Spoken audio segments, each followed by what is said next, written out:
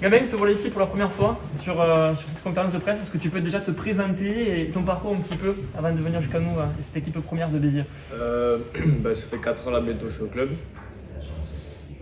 J'ai intégré la centre de formation il y a 2 ans, c'est ma deuxième année de convention. Et ça fait vraiment depuis la prépa, là, de l'été, que je suis vraiment avec le groupe professionnel. Et voilà, c'est mon deuxième match en remplaçant et mon premier à domicile. Alors, ces premiers pas, c'est cette première intégration avec les pros, comment ça s'est passé? Est-ce que tu peux nous raconter? Bien, j'ai bien été accueilli. Après, avec la prépa, on a fait tout ce qui était cohésion, donc c'était assez sympa. Je connaissais un peu le noyau du groupe avec les jeunes, etc., donc ça allait. Et après, les vieux m'ont bien encadré, intégré, donc c'était assez sympathique. Il y a beaucoup d'espoirs justement qui tournent dans cette rotation qu'on observe de l'extérieur. C'est bénéfique pour toi aussi justement d'avoir autant de garçons de ton âge qui sont là? Ouais, c'est assez bénéfique, avec tous les espoirs et les jeunes avec qui j'avais joué avant en espoir. Avec aussi Pierre, avec qui m'a entraîné en espoir il y a 3 ans. Donc du coup, l'intégration s'est faite assez facilement et donc il y a une bonne ambiance et il y a un bon petit noyau de jeunes, donc c'est assez sympathique au niveau du groupe.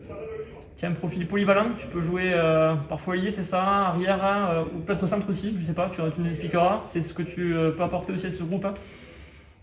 Ouais, je suis plus au niveau de arrière ailier. J'étais vraiment positionné à l'arrière et cette saison j'étais un peu décalé à l'aile.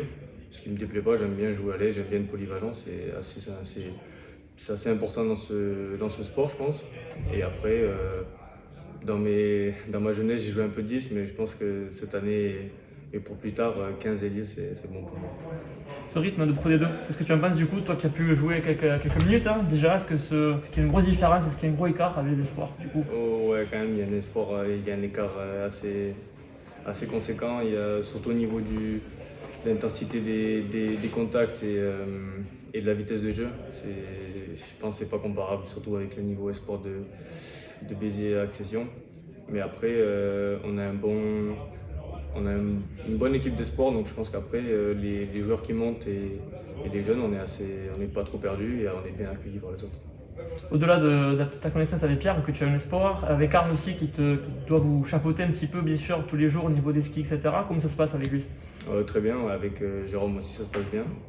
Ils sont assez sympas avec les jeunes, ils sont assez compréhensifs et ils sont aussi stricts, donc c'est ça qui est assez sympa.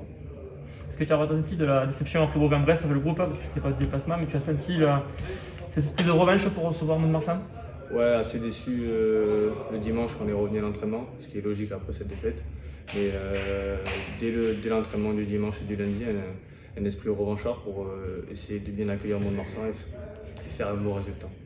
Quoi de mieux qu'accueillir peut-être justement ce leader et se dire qu'il n'y aura strictement rien à perdre face à ce qui représente l'ogre de cette Pro D2 de cette saison? Ouais, c'est ça, faire un gros match, surtout sur les bases, surtout avec ce temps qu'il risque d'avoir jeudi soir. Et rien à perdre, je pense tout donner pour ramener des points.